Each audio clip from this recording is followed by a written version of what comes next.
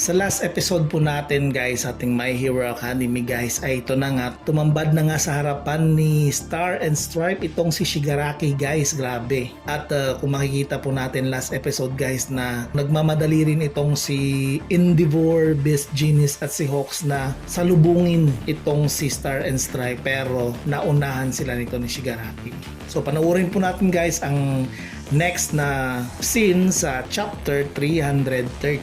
So huwag kalimutan guys na mag-subscribe sa channel natin at i-click po yung subscribe button at notification bell para mas updated po tayo sa ating mga latest na mga videos.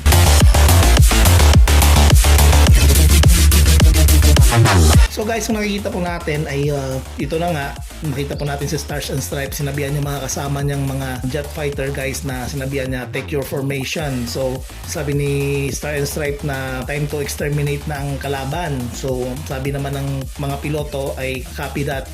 At pagkatapos naman ito namang si Shigaraki guys ay nag-prepare din sa lahat ng mga planong atake ng grupo ni Star and Stripe. At yun nga, nagsisimula ng labanan nila guys, kung saan nakapwesto na si Star and Stripe at si Shigaraki. At nakita po natin guys na ginamitan na ni Shigaraki itong si Star and Stripe ng kanyang panibagong quirk na mabuti naman ay inilaga ni Star and Stripe at ang lahat ng mga piloto. At pagkatapos ay pumatong si Stars and Stripe dito sa jet fighter at yun nga, nagsimula na si Star and Stripe na gamitin ang kanyang quirk. Pagkatapos niyan ay biglang kumuha si Stars and Stripe ng parang hangin sa atmosphere at parang hinawakan. So ang quirk pala ni guys ni Star and Stripe is tinatawag nating New Order.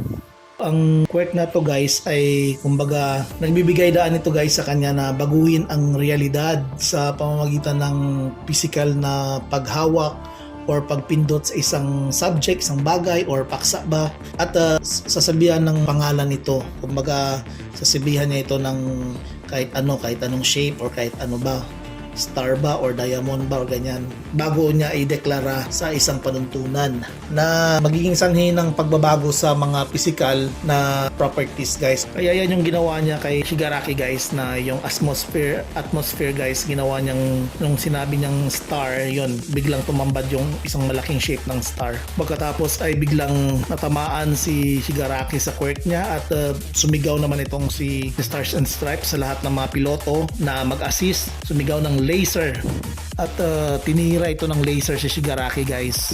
Expect ng mga piloto na natamaan itong si Shigaraki at sabi naman ni Star and Stripe na hindi pa tapos, humanda kayo.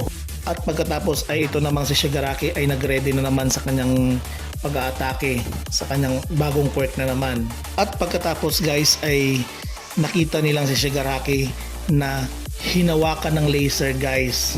Kumbaga ito ay parang style reflection at reflection. At ito ay binalik ni Shigaraki sa kanilang lahat. At natamaan si Star and Stripe guys, pero ginamitan ni Star and Stripe ng kanyang New Order power at hinawakan niya ang laser guys. At maya maya pa ay nakita ng mga piloto na si Shigaraki ay nagre-regenerate. So sabi ng mga piloto na mag-ingat tayo dahil nagre-regenerate ang ating kalaban. At pagkatapos niyan ay bigla na lamang lumukso itong si Shigaraki galing sa Nomo papunta kay Star and Stripe. At sumigaw naman si Star and Stripe na gumawa ng isang super powerful aerial maneuver, sabay lukso din kay Shigaraki. At ito ay sinuntok ni Star and Stripe sa muka si Shigaraki. At pagkatapos ay habang nag-aaway sila ay naaalala ni Star and Stripe kung saan siya pa ay bata pa, ay iniidolo niya talaga si All Might. At sinabi ni Star and Stripe na nung bata pa daw siya ay niligtas siya ng isang estudyanteng foreigner sa kanilang eskwelahan, sa isang villain na umatake sa aming sasakyan. At sinabi naman ni Shigaraki na kahit saan ako magpunta, ang palagi ko talagang narinig ay yang si All Might. At sinabi naman ni Star and Stripe, syempre dahil siya ang symbol of peace. At pagkatapos nun ay sinabihan niya, ay siya nga pala, nakalimutan ko. Nahawakan niya pala kita. Yan yung power ko, new order. Ang lahat ng mahawakan ko ay kaya kong ideklara kung anong masasabi ko ay magre-realistic. Yun ang pagkasabi ni Star and Stripe. At sinabihan ni Star and Stripe itong si Shigaraki na kapag ikaw Shigaraki Tomura na gumalaw kahit sa konting galaw lang, simula ngayon, simula sa oras nito, ang puso mo ay hihinto. Yun ang sinabi niya kay Shigaraki Tomura. Kasi yung ability ni Star and Stripe is new order. So lahat ng mahawakan niya ay kaya niyang ideklara ito at magre-realistic guys. At bigla na lang lumabas itong All for One sa consciousness ni Shigaraki guys na sinabihan na isa kang malakas na villain Shigaraki, huwag kang magpapatalo sa kanya, kumbaga parang ganyan, parang ini-encourage niya. Pero sa totoo lang, ang plano talaga ni All for One guys ay gusto niyang siya ang magdudumin sa katawan ni Shigaraki Tomura. So, yan talaga yung isa sa mga pinakaplano ni All for One guys na makuha niya yung buong katawan ni Shigaraki.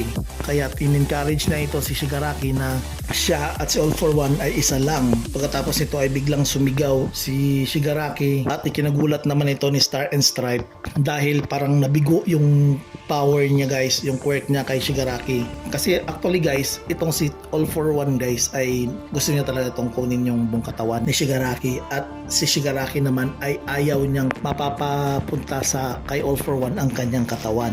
Kaya pagkatapos nun ay parang biglang nag-evolve itong si Shigaraki guys at hindi natin alam kung anong mangyayari.